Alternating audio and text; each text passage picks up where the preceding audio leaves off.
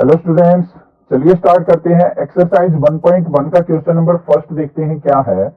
Is a zero rational number? क्या है कि जीरो हमारा रेशनल नंबर है या नहीं है। Can you write it in the form of P by Q where P and Q are the integers and Q not equal to zero. तो यहाँ पे क्या पूछा है, क्या हमारा जीरो एक रेशनल नंबर है और क्या आप उसको पी बाई क्यू की फॉर्म में लिख सकते हो। अगर लिख सकते हो तो हमारे पी और क्यू क्या होने चाहिए, इंटीजर होने चाहिए, और क्यू जो है equal to not equal to क्या होना चाहिए, जीरो। अब ये चीज हमने इंट्रोडक्शन में सीखी थी कि हमारा रेशनल नंबर जो होता है वो पी बाई क्यू की फॉर्म में होता है। तो यहां पे क्या लिखेंगे हम, यस फर्स्ट पार्ट का answer, zero is a rational number, कि हमारा जीरो जो है वो क्या है, रेशनल नंबर है। फिर क्या है, can you write it in the form of P by Q. Yes, भी हम इसको पी बाई क्यू की फॉर्म में लिख सकते हैं। देखो जीरो को हम जीरो बाई वन की फॉर्म में लिख सकते हैं, क्लियर है, आंसर जीरो ही आना है। जीरो बाई टू लिख दो तब भी जीरो आना है, जीरो बाई फोर लिख दो तब भी जीरो आना है। तो पी बाई क्यू की फॉर्म में हो गया हमारा। यस लिखेंगे, yes we can write zero in form of P by Q, कि हम इसको पी बाई क्यू की फॉर्म में लिख सकते हैं। दूसरी क्या कहा है उसने, पी और क्यू हमारे इंटीजर होने चाहिए और Q not equal to zero होना चाहिए। तो देखो हमने जीरो बाई वन लिखा है, तो ये क्या है, पी क्या आ गया हमारा यहाँ पे जीरो और क्यू क्या आ गया वन। तो Q not equal to zero है, मतलब जीरो तो नहीं है ना हमारा यहाँ पे, और पी इक्वल टू जीरो है, और दोनों के दोनों हमारे क्या है, इंटीजर भी हैं। तो हमने यहाँ पे सारी की सारी कंडीशंस अपनी सेटिस्फाई कर दी। देखो ध्यान से, उसने क्या कहा है, P and Q are integer, P की वैल्यू जीरो थी, क्यू की वैल्यू वन, दोनों के दोनों इंटीजर हैं, ठीक है। उसके बाद क्यू जो है वो जीरो नहीं होना चाहिए, क्यू यहाँ पे जीरो नहीं है हमारा, तो हमने इसको लिख दिया पी बाई क्यू की फॉर्म में। I hope question number first आपको क्लियर हो गया होगा। नेक्स्ट बात करते हैं क्वेश्चन नंबर सेकंड की। क्वेश्चन नंबर सेकंड के अंदर क्या है, find six rational number between 3 and 4। 3 और 4 के बीच में हमने 6 रेशनल नंबर फाइंड आउट करने हैं, ठीक है। तो अब इसका सिंपल सा तरीका होता है, देखो 3 और 4 के बीच में वैसे तो हमें कोई नंबर दिख नहीं रहा है, क्योंकि 3 के बाद तो सीधा डायरेक्ट 4 आता है। अब हमने तो यहाँ पे 6 रेशनल नंबर फाइंड आउट करने हैं। अब यहाँ पे इस तरीके के क्वेश्चन में क्या करते हैं, सभी के लिए सेम कंसेप्ट है। 6 रेशनल नंबर निकालने हो, 7 निकालने हो, 8 निकालने हो, कुछ भी निकालने हो, हमने क्या करना है, बस यहाँ पे ध्यान से देखेंगे, वी कैन राइट जो हमारा 3 है उसको क्या करो, कितने नंबर फाइंड आउट करने हैं, 6। 6 में एक नंबर ऐड कर लो, 6 प्लस क्या हो गया 1, 7 हो गया।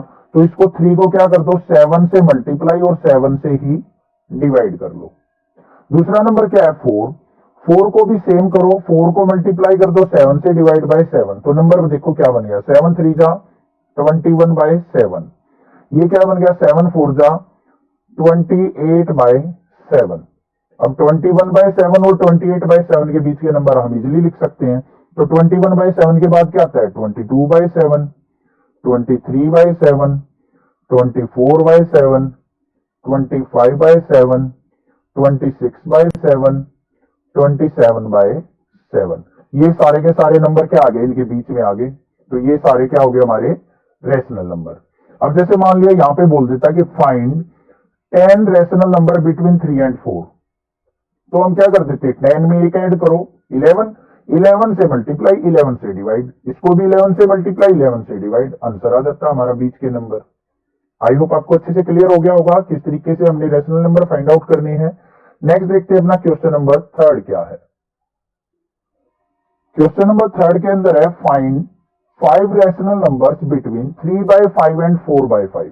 इस तरीके के क्वेश्चन क्लास 8 में कर चुके हैं वैसे तो हम, बट यहां पे कैसे करेंगे वो देखेंगे।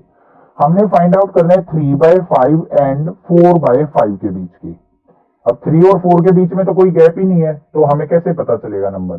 फिर सेम प्रोसीजर, कितने नंबर फाइंड आउट करने हैं, 5 रेशनल नंबर। 5 से बड़ा क्या होता है एक नंबर, 6। 6 से भी कर सकते हो, 7 से, मतलब 5 से बड़ी वैल्यू से करना है, किसी से भी कर लो आपकी इच्छा है। तो यहाँ पे मैं 6 से करना चाहूँ तो 6 से कर सकते हैं, 7 से मल्टीप्लाई करना चाहूँ तो 7 से भी। तो हमारा 3 बाय 5 जो होगा वो क्या बन जाएगा, 3 को 6 से मल्टीप्लाई, 5 को भी 6 से मल्टीप्लाई, तो क्या बन गया 6 3 जा 18 अपॉन में 6 5 जा 30 नंबर बन गया ये। नेक्स्ट नंबर था हमारा 4/5, इसको भी क्या करो 6 से मल्टीप्लाई, नीचे वाले को भी 6 से मल्टीप्लाई, 4 6 जा 24 अपॉन में 6 5 जा 30। अब 18 और 24 के बीच में नंबर क्या क्या हमारे, 18 के बाद क्या आएगा 19/30, 20/30, 21/30, 22/30 और 23/30। ये सब इन नंबर्स के बीच में आ गए, तो ये क्या बन गया हमारे 5 rational number between these numbers. दूसरा किसी और से मल्टीप्लाई करना चाहो, देखो मान लिया आप 8 से मल्टीप्लाई करना चाहते हो, तो 3/5 को क्या करो 8 से मल्टीप्लाई 8 से डिवाइड, 8 3 जा क्या हो गया 24 अपॉन में 8 5 जा क्या हो गया 40। क्लियर है। 4/5 को भी क्या करेंगे सेम नंबर से मल्टीप्लाई, सेम से ही डिवाइड, 8 4 जा क्या आ गया 32 और 8 5 जा 40। तो 24/40 से लेके 32/40 तक कितने नंबर हो गए 25/40, 26/40, 27, 28, 29, 31/40 तक। ये बहुत सारे नंबर हो गए। ये भी हमारा आंसर ठीक है, ये भी आंसर ठीक है। 7 से मल्टीप्लाई कर देते तब भी बीच के नंबर आ जाते, वो भी आंसर ठीक होता। तो जी चाहे जिससे कर दो, बस ये देखो 5 रैशनल नंबर फाइंड आउट करने तो उससे एक बड़ी वैल्यू से कर दो। क्लियर है। आपको एक चीज का ध्यान रखना है, इनके डिनोमिनेटर सेम होने चाहिए, तभी हम इस प्रोसीजर को फॉलो करेंगे। अदरवाइज पहले हमने डिनोमिनेटर को इक्वल बनाना होता है। इस तरीके का क्वेश्चन हमारा देखते हैं। क्वेश्चन नंबर 4 क्या है, क्वेश्चन नंबर 4 से पहले अगर मान लिया इस तरीके से आ जाता 3/4 और 4/5 के बीच में रैशनल नंबर फाइंड आउट करो। देखो अब यहाँ पे डिनोमिनेटर 4 है, यहाँ पे 5 है, अलग अलग आ जाए तो क्या करेंगे, इनको इक्वल बनाने के लिए क्या करेंगे हम, ये 3/4 है तो यहाँ पे क्या करेंगे 5 से मल्टीप्लाई, नीचे भी 4 वाले को 5 से मल्टीप्लाई, मतलब 4 5 का क्या हो जाएगा हमारा 20। अब इसको भी डिनोमिनेटर में 20 बनाना तो क्या करेंगे 4 × 4 5 × 4। तो ये देखो क्या आ गया 3 5 जा 15/5 4 जा 20 और ये क्या आ गया 4 4 जा 16/5 4 जा 20। देखो बेस सेम बन गया हमारा। क्लियर है। अब हमने जितने नंबर फाइंड आउट करने हैं उतने से इसको डिनोमिनेटर में भी और न्यूमरेटर में भी मल्टीप्लाई कर लेंगे, सेम ऐसा ही प्रोसीजर फॉलो करेंगे, क्वेश्चन हो जाएगा। नेक्स्ट बात करते हैं अपने क्वेश्चन नंबर 4 की। क्या है क्वेश्चन नंबर 4 के अंदर क्या है, state whether the following statements are true और false, give reason for your answer. हमारे पास 3 क्वेश्चंस गिवन है, उनको हमने ट्रू फॉल्स देखना है कि ट्रू है या फॉल्स है, और उनके हमने क्या करना है यहाँ पे रीजंस देखने हैं। फर्स्ट क्या है, every natural number is a whole number.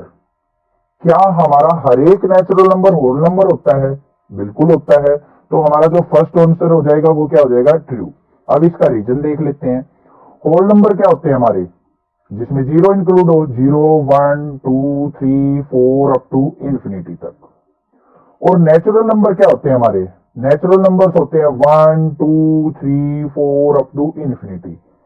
तो सारे के सारे नेचुरल नंबर्स हमारे होल नंबर के अंदर ही तो आ गए। देखो 1 2 3 4 अप टू इंफिनिटी आए हुए हैं ना सारे के सारे। तो यही उसने बोला है, ये every natural number is a whole number, कि सारे के सारे नेचुरल नंबर्स को हम होल नंबर कह सकते हैं। तो हमारा आंसर क्या आ गया ट्रू। सेकंड की बात करते हैं, every integer is a whole number. क्या सारे के सारे इंटीजर होल नंबर्स हैं? अब होल नंबर्स क्या होते हैं 0 1 2 3 अप टू इंफिनिटी। और नेचुरल इंटीजर्स क्या होते हैं हमारे, इंटीजर्स कौन से होते हैं, इंट्रोडक्शन में पता होगा आपको, क्या होगा 0 +-1 +-2, नेगेटिव और पॉजिटिव वाले नंबर क्या होते हैं इंटीजर्स। अब देखो सारे के सारे इंटीजर हमारे होल नंबर हैं या नहीं है, पॉजिटिव वाले तो हैं बट नेगेटिव नंबर तो होल नंबर के अंदर नहीं है। तो हमारा आंसर क्या हो जाएगा फॉल्स, क्योंकि -1 -2 -3 माइनस इंफिनिटी तक यहां पे नंबर नहीं है। तो हमारा आंसर क्या आ जाएगा सेकंड वाले का फॉल्स। अब बात करते हैं थर्ड वाले की, every rational number is a whole number. क्या सारे के सारे रैशनल नंबर हमारे होल नंबर्स होते हैं? तो यहां पे भी क्या हो जाएगा हमारा फॉल्स हो जाएगा। अब रैशनल नंबर क्या होते हैं हमारे p/q की फॉर्म में, ये तो होते हैं रैशनल नंबर। तो जैसे 2/3 है, 2/3 क्या हमारा रैशनल नंबर, बट ये होल नंबर में तो नहीं है। और देख लेते हैं जैसे 1/5 है, ये भी हमारा रैशनल नंबर है बट यहां पे नहीं है। क्लियर है ना। तो हमारे सारे के सारे रैशनल नंबर होल नंबर नहीं हो सकते, तो यहां पे भी हमारा आंसर क्या हो जाएगा, फॉल्स हो जाएगा। आई होप आपको अच्छे से क्लियर हो गया है। ये क्वेश्चंस आपको तब क्लियर होंगे जब आपने इंट्रोडक्शन अच्छे से सीखा होगा, वहां से आपने real number, natural number, integer, whole numbers, इनके बारे में अच्छे से आपको नॉलेज होगी। और उनकी नॉलेज होनी आपको कंपलसरी है, क्योंकि सभी क्लासेज के अंदर जो फर्स्ट चैप्टर है वो रिलेटेड टू नंबर्स ही है, और कोई भी पूछ सकता है। दूसरी चीज, मैथ आपको प्रैक्टिस से आएगा, खाली पढ़ने से या वीडियो देखने से आपको मैथ नहीं आएगा।